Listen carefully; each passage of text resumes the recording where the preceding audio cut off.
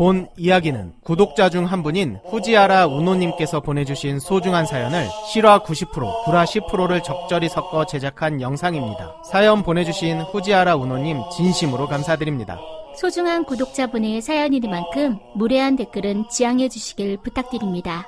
내 이름은 백기현. 신체와 정신이 건강한 대한민국 청년들은 대부분 군대에 간다. 어차피 가야 할 거 이왕이면 해병대에 가고 싶었다. 하지만 체력적으로 많이 부족했던 나는 헬스장까지 다니면서 해병대 면접에 도전했지만 4번의 탈락. 그래도 포기하지 않고 5번째 시도 끝에 드디어 2014년 기수로 해병대에 입대하게 되었다. 7주간의 고된 훈련을 무사히 마치고 보병, 포병 중 고민을 하다가 포병에 지원했다. 자대 배치는 일명 땡땡이로 이루어졌고 나는 강화도에 위치한 땡땡 대대로 배치받았다. 땡땡 대대는 알파, 브라보, 찰리, 본부 중대 이렇게 총 4개의 중대로 구성되어 있었고 중대 배치 받기 전 대대장과의 면담을 한 뒤 대대장이 각 중대로 배치시키는 시스템이었다. 야, 백기현. 이병 백기현! 너는 찰리는 절대 안 되겠다. 거기는 독립중대라 멀리 떨어져 있고 가혹행위 신고가 한 달에 한 번꼴로 나오는 곳이라 넌 못 버틸 것 같아. 그냥 본부중대로 가라. 내가 안경을 쓰고 다른 병력에 비해 왜소해 보여 걱정됐는지 대대장님이 배려해 주셨다. 하지만 그럴 거였으면 구태여 4번이나 떨어지면서 해병대를 지원하지 않았을 거다. 대대장님, 제 체격과 체력이 좀 부족해 보일 수 있겠지만 이왕 해병대 자원에서 왔으니 찰리 중대에 도전해보고 싶습니다. 오호, 이놈 봐라. 그래 알았어. 도전해봐. 하지만 내가 판단할 때 부적격이면 넌 중대로 옮겨야 한다. 알겠지? 예, 알겠습니다. 내가 미쳤지. 왜 그때 그딴 소리를 해서 그 고생을 자처했는지. 다시 그때로 돌아가면 무슨 짓을 해서든 나를 말리고 싶다. 그렇게 찰리 중대로 가는 길, 버스에서 강화대교를 바라보며 내가 잘할 수 있을까? 설렘 반 두려움 반으로 찰리 중대에 도착했다. 도착과 동시에 울그락불그락한 선임들이 몰려들기 시작했다. 마치 감방에 새로 수감되는 신빙 죄수를 보기 위해 몰려든 고참 죄수들의 눈빛처럼 느껴졌다. 역시 155mm 견인포병 중대라 그런지 선임들 모두 레슬링 선수처럼 다부진 체형을 하고 있었다. 다행히 나보다 먼저 온 동기가 있었다. 이름은 이준수. 나 같은 경우 포병 후반기 교육을 받았지만 준수는 안 받았기 때문에 먼저 와 있었던 것. 몇 주 먼저 와서인지 아는 것이 많았고 내게 이것저것 잘 알려주었다. 동기가 있다는 것은 축복이다. 우리 중대는 섬과 연결되는 민북 지역을 통제하는 임무를 맡고 있었다. 그래서 주야 2시간씩 하루에 총 2번 6계직으로 4시간을 서야 했다. 인원수가 부족하기 때문에 오침이라는 것은 없었으며 근무 비번은 한 주에 한 번씩만 주어졌다. 원래 100일휴가라고 해서 자대 배치를 받고 얼마 안 있다가 신병 위로 휴가를 가게 된다. 하지만 당시에는 해병 전사라고 해서 프로그램 총 15개?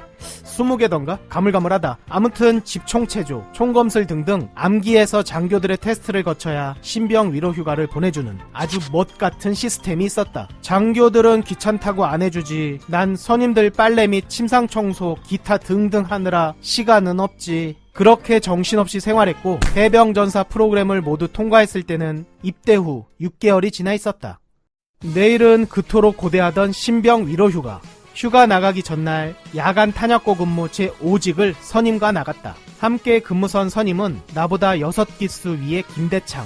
키는 작지만 사회에서 운동을 하다 와서인지 근육질의 체형. 이 김대창이 이번 이야기의 주인공이다. 보통 이전 근무자와 근무 교대를 하면 초병이 상황실에 보고를 한다. 그런데 내가 보고를 하려 하자 김대창이 먼저 보고를 하는 게 아닌가. 마침 상황실에는 내 동기 준수가 초병이었고 준수는 당연히 내가 보고했을 거라 생각해서인지 그래 수고해라. 이 한마디 후 통신을 끊었다. 수고해라? 이게 미쳤나? 야, 지금 나랑 얘기한 넌 누구야? 너 뒤질래?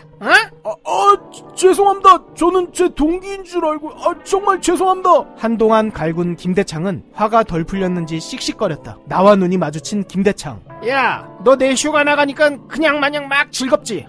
동기 새끼는 선임한테 반말 까고 무시하는데 넌 막 즐겁고 그래? 그런 거야? 동기는 축복이자 때로는 재앙이 되기도 한다. 동기의 잘못은 곧 나의 잘못. 순간 김대창은 대머리판으로 내 머리를 가격. 방탄 헬멧을 쓰고 있었지만 그 충격으로 나는 쓰러지고 말았다. 그럼에도 불구하고 한동안 나를 발로 차며 폭언을 퍼붓는 김대창. 전투화로 내 손을 지그시 밟으며 근무 내내 나를 괴롭혔다. 다행히 얼굴은 건들지 않아 휴가 때 큰 지장은 없었지만 휴가 복귀 후 갈굼은 계속 이어졌다.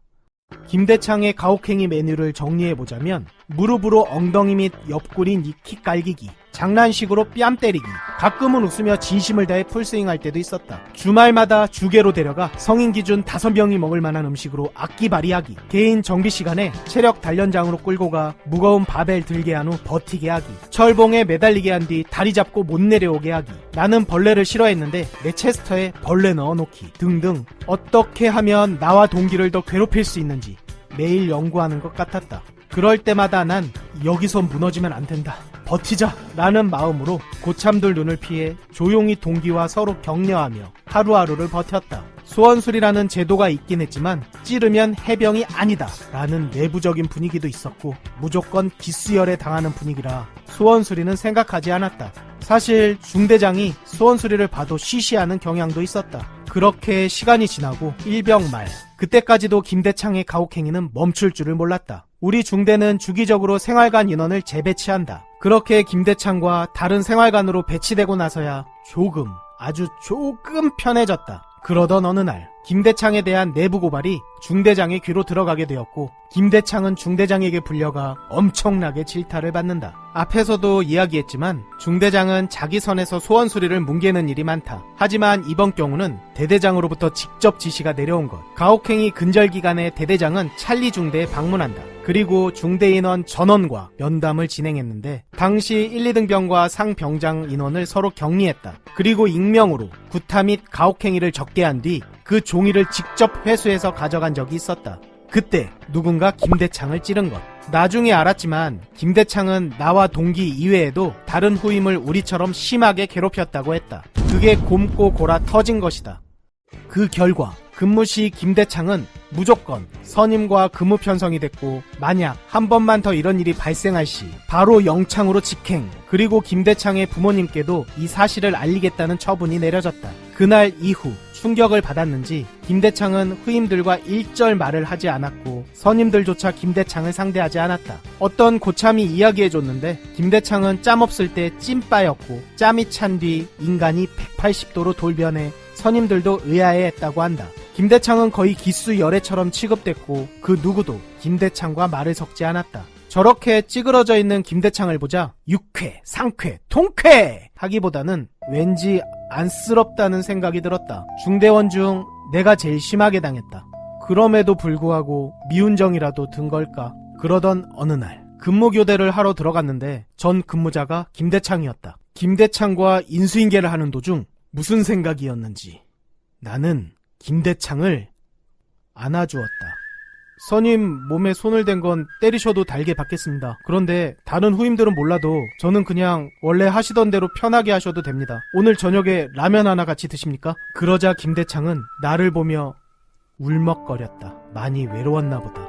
근무가 끝나고 생활관으로 복귀 후 체스터를 연 순간 과자, 음료가 가득했다. 그리고 쪽지에 미안했다 라고 적혀 있었다. 김대창이었다. 나는 김대창에게 찾아가 같이 라면도 먹고 배드민턴도 치고 예전에 가혹행위 사이가 아닌 친구처럼 지내게 됐다. 김대창도 후임들을 절대 괴롭히지 않았고 무사히 전역하게 된다. 때로는 용서와 포용이 누군가에게 크나큰 참교육이 된다. 그 뒤 나는 병장이 되었고 우리 부대 내 부조리를 대부분 없애버렸다. 근기수 후임들이 다른 후임들을 괴롭히는 걸 보면 맏후임이라 할지라도 무조건 말렸다. 근기수 후임들과 사이가 좋았기에 이에 불만을 제기하지 않고 내 말을 잘 따라줘서 참 고마웠다. 편할 땐 엄청 친한 친구처럼 대해주고 모든 후임들과 재밌게 지냈던 기억이 난다. 물론 장석조 감독의 썰에 나온 대로 모두에게 좋은 선임은 없다. 나 역시 모두에게 좋진 않았을 것이다. 하지만 지금도 몇몇 후임들과 연락하며 지내고 있다. 해병의 긍지. 나는 국가전략기동부대의 일원으로서 선봉 군임을 자랑한다. 필승! 안녕하세요. 5인용 대빌 장석조 감독입니다. 여러분들의 군생활 이야기를 저와 구독자들에게 들려주세요. 내가 겪은 재밌는, 무서운, 빵당한, 억울한, 역같은, 또라이 병사 등등 다양한 경험담을 보내주세요. 그러면 제가 구라 적당히 잘 버무려 각색해서 만들어 보겠습니다. 여기 밑에 제 이메일 주소로 보내주셔도 좋고 댓글로 달아주셔도 좋습니다. 그럼 여러분들의 다양한 이야기 기다리고 있을게요. 고마워요. 충성, 필승, 단결! 드디어 18년 만에 신년지가 완결됐습니다. 정지혁 병장의 고등학교 시절, 그리고 정지혁 이병은 과연 어떤 모습이었을지, 최원일과 정지혁은 왜 원수가 되었는지, 짱구는 왜 김창우를 좋아하게 됐는지, 왜 정지혁은 김창우를 그토록 갈구는지, 김창우는 어떤 고문간 짓을 했는지, 말년들은 과연 제대할 수 있을 것인지, 그리고 666 부대는 어떻게 탄생했는지, 여러분들이 궁금해하셨던 모든 떡밥들을 풀었습니다. 카카오 페이지에서 5인용 또는 666을 검색하세요. 감사합니다.